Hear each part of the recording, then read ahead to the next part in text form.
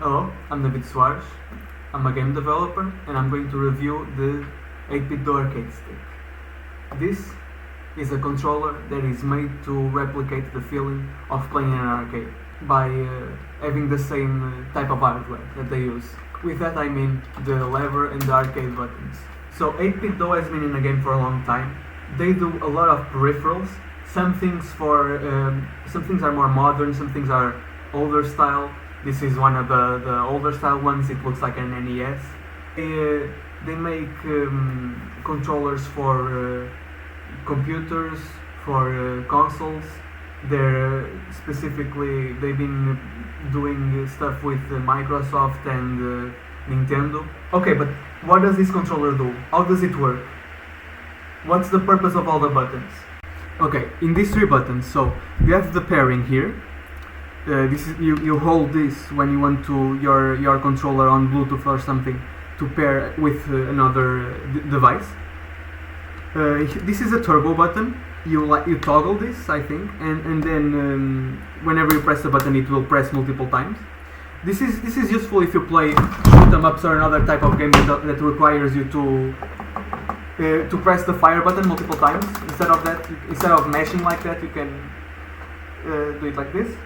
And then you have the home button. That's like your PS button or your Xbox button, the button that goes to the home of the console. So yeah, this is the home button.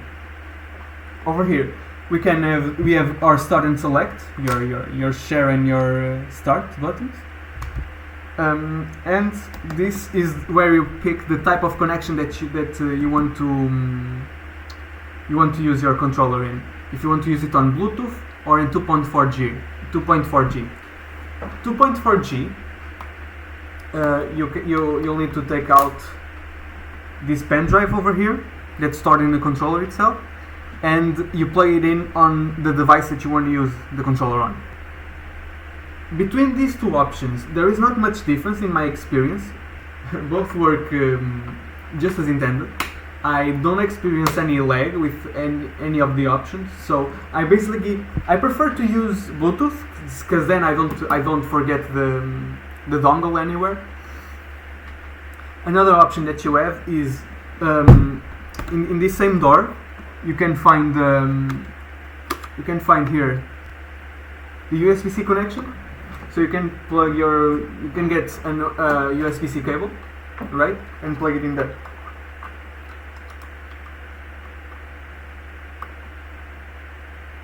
Once you do, you can close the door, right? And now you have a wired controller. If you want to go on a tournament or something, and you have to go from setup to setup, plugging in your controller on the machines, I personally use this because then it's already in here. I don't need to bring a second cable around, and I can play from anywhere I want on the room. But if you want a less legless option, and if you don't want to lose the small dongle, you can also use this option if you prefer to be safer without the wireless, without the unpredictability of using wireless controllers. So that's an option. I personally always use it on wireless, unless the Bluetooth receptor is not connecting or something and I lose my patience and I just plug it in. These lights over here will inform you if the controller is connected or not. And this is where you switch the type of input that you want to use. X input is for everything, right?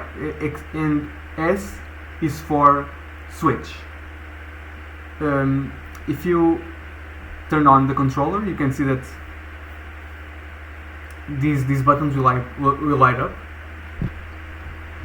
So it's on X input, so this will show the Xbox buttons, right? The Xbox button layout. If it is on S, we can check out, it will show us the Switch layout. Okay? So, yeah. You could see the lighting here because Yeah, it's connecting to my PC right now. It's like it's that fast. I just get it from my desk, turn the knob. You can see from the stickers that this has been my daily driver. Daily driver in quotation marks, because I don't play this type of games every day and I don't travel to play them every day. But this has been the controller I've been using, and I'm already on the game. I like using it. I have literally zero friction with it. Nowadays, controllers, since Street Fighter 6 was released, controllers have some extra buttons that this doesn't have, so I am looking forward for an upgrade or an alternative to play those type of games, but this is everything I wanted to, plays every game that I wanted to, and it's exactly what I want from it. It works on my Steam Deck, it works on my phone, it works on my computer, every platform that I want to use it on, and if I want to play Smash with some friends and use Ryu, I can, and I can do the special moves. So yeah, I personally I really enjoy this product. I'm really happy with this purchase, but this is not for everyone. Not because it's hard to use or that you need to tinker a lot with it, but because not everyone likes this layout. Not everyone likes arcade sticks, playing with the lever and stuff. If you prefer traditional controllers, you don't need to switch to this to play fighting games. You can stay on this. You can play fighting games or play arcade games. You can play on this because you have the same lever and you have the same button. You have the buttons.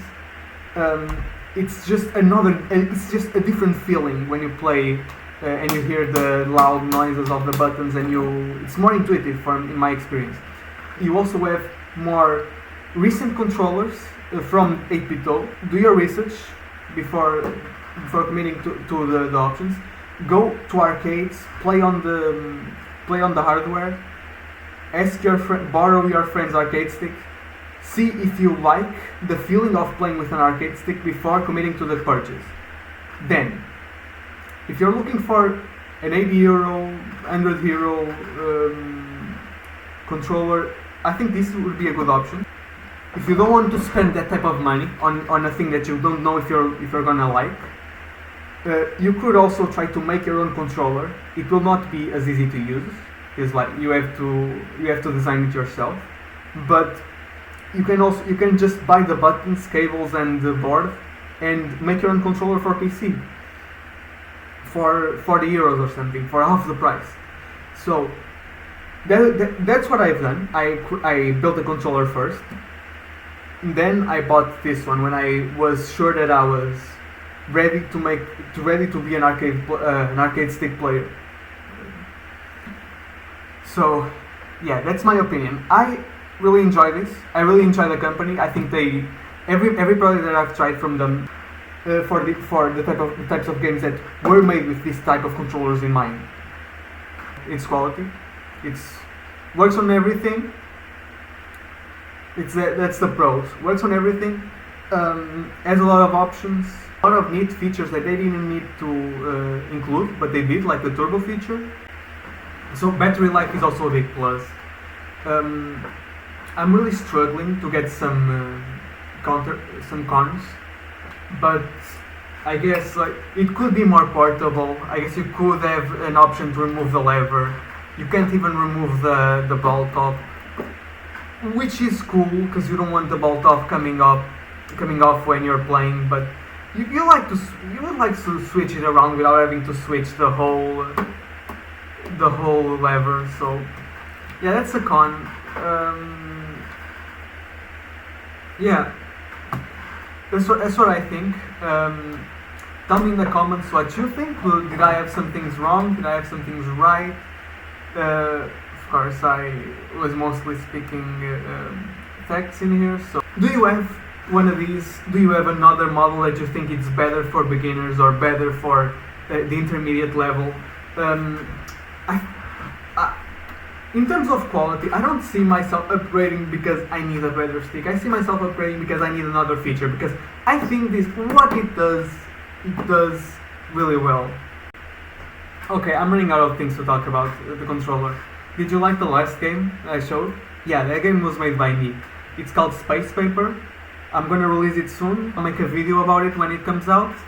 Leave in the comments the answers to the questions I made previously. Tell me something about the game, tell me something about the controller, and let's start a discussion. Thank you for watching, I hope to see you next time.